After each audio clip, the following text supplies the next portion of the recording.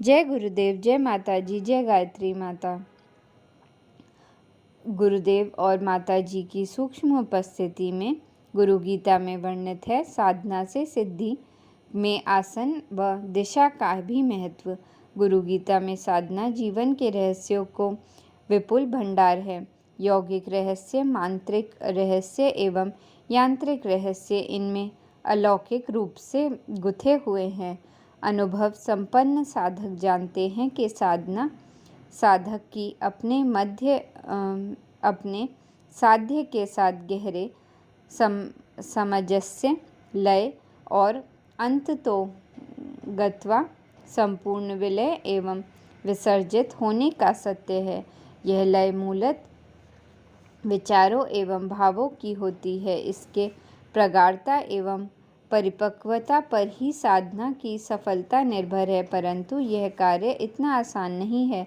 इसमें अनेक विघ्न, विक्षेपों एवं अंतरायों का सामना करना पड़ता है। इनमें से कई परिस्थिति जन्य होते हैं तो कई प्रारब्ध जन्य। परिस्थितियों में स्थान, काल, परिवेश एवं घटना चक्रों की गणना की जा सकती है, जो प्रारब्ध का पूरा दारोदार सूक्ष्म संस्कारों एवं कर्म बीजों पर निर्भर करता है। प्रकारांतर से यह प्रारब्ध ही परिस्थितियों का जन्मदाता है, जिनका सदुपयोग या दुरुपयोग अपने विवेक और पुरुषार्थ पर निर्भर है।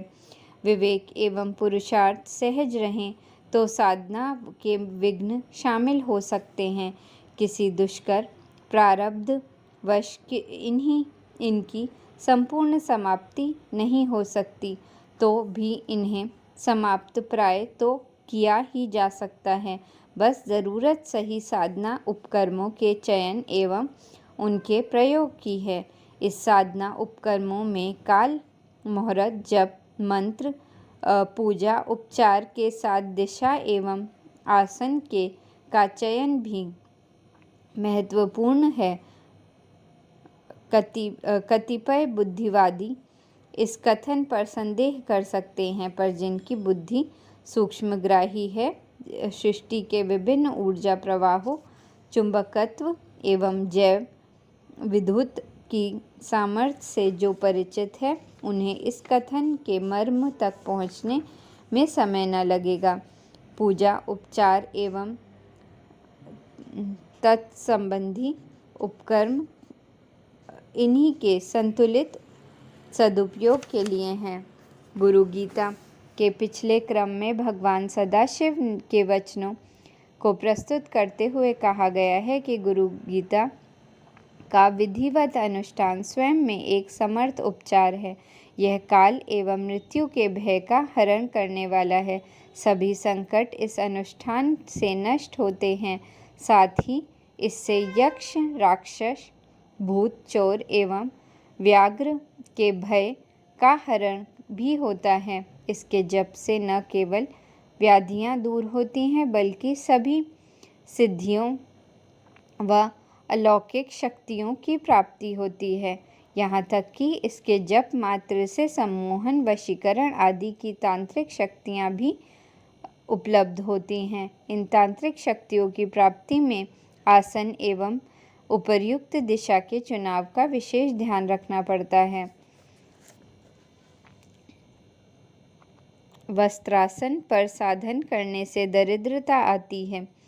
साधना करने से दरिद्रता आती है। पत्थर पर साधना करने से रोग होते हैं। धरती पर बैठकर साधना करने से दुख मिलता है और काष्ठासन पर की गई साधना निष्फल होती है। काले हिरण के चम्र पर साधना करने से ज्ञान की प्राप्ति होती है। व्याघ्र चम्र पर साधना करने से मोक्ष की प्राप्ति होती है। कुश के आसन पर साधना करने से ज्ञान सिद्धि होती है, जबकि कंबल पर बैठकर साधना करने से सर्व सिद्धियां मिलती हैं। भगवान शिव कहते हैं, हे देवी, इस गुरु गीता का स्वाध्याय कुश के आसन पर, दूब के आसन पर अथवा श्वेत कंबल के आसन पर बैठकर करना उचित है। शांति प्राप्ति के लिए श्वेत आसन पर, वशीकरण के लिए रक्त वर्ण के आसन पर, सम्मोहन के लिए काले आसन पर एवं धन प्राप्ति के लिए पीले आसन पर बैठकर साधना करनी चाहिए। इस क्रम में उत्तर दिशा शांति कार्यों के लिए, पूर्व दिशा वशीकरण के लिए, मारण कर्म के लिए दक्षिण दिशा एवं धन प्राप्ति के लिए पश्चिम दिशा उपर्युक्त मानी गई है। गुरु गीता के इन मंत्रों की रहस्य वाणी उनके लिए अति उपयोगी है जो साधना विज्ञान पर विशेष अनुसंधान के उत्सुक हैं। इसकी वैज्ञानिकता को वे अपने प्रयोगों से चरितार्थ कर सकते हैं। इस संदर्भ में महाराष्ट्र के संत वामन पंडित का प्रसंग बड़ा ही मर्मस्पर्शी है। वामन पंडित समर्थ रामदास के समकालीन थे। इनका जन्म बीजापुर में हुआ था। वह विद्याध्ययन काशी में रहते ही भगवान विश्वनाथ की कृपा से इनकी साधना रुचि तीव्र हो गई, परंतु साधना की तीव्र इच्छा के बावजूद इनका संकल्प बार बार टूट जाता था। मन भी सदा अशांत रहता था। समझ में नहीं आ रहा था कि क्या करें। कई बार तो ये अपनी स्थिति से इतना खिन्न हो जाते कि अंततः हताश से भर जाता। मन सोचता कि जो जीवन उपदेश प्राप्ति में निरर्थक है उसे रखकर ही क्या करें।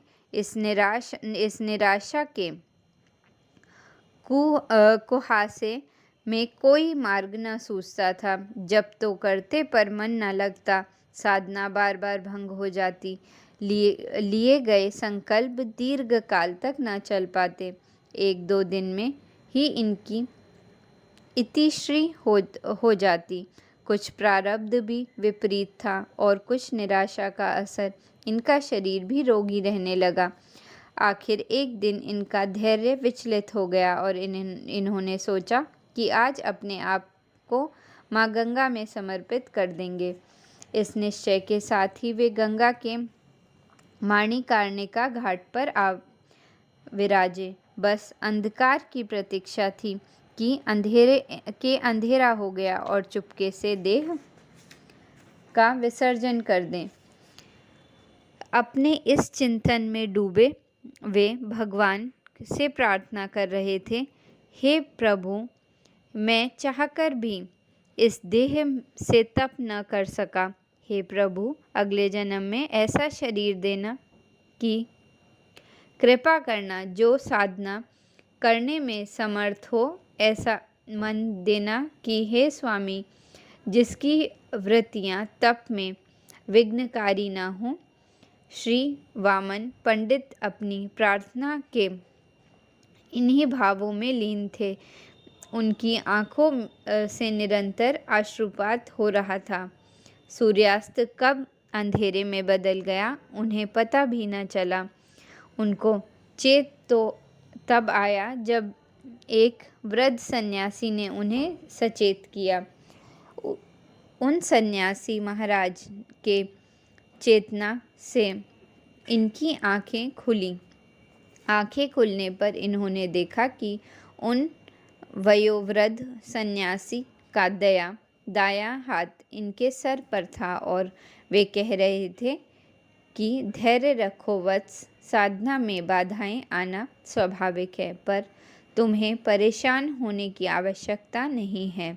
मैं तुम्हें बीज मंत्र का उपदेश देता हूँ, इसका नियमित जप करो, परंतु यह जप तुम्हें कुश के आसन पर बैठकर उत्तर दिशा की ओर मुख करके करना होगा।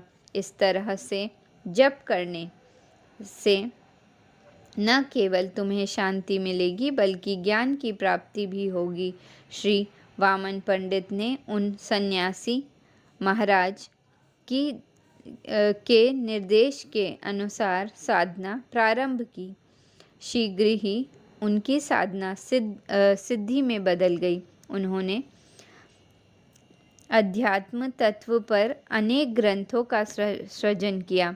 अंततः के सभी विक्षेप स्वतः ही गहन शांति में बदल गए। उन्हें साधना के उपचार की महत्ता के साथ गुरु के महत्व का बोध हो गया। जय गुरुदेव, जय माता जी, जय गायत्री माता।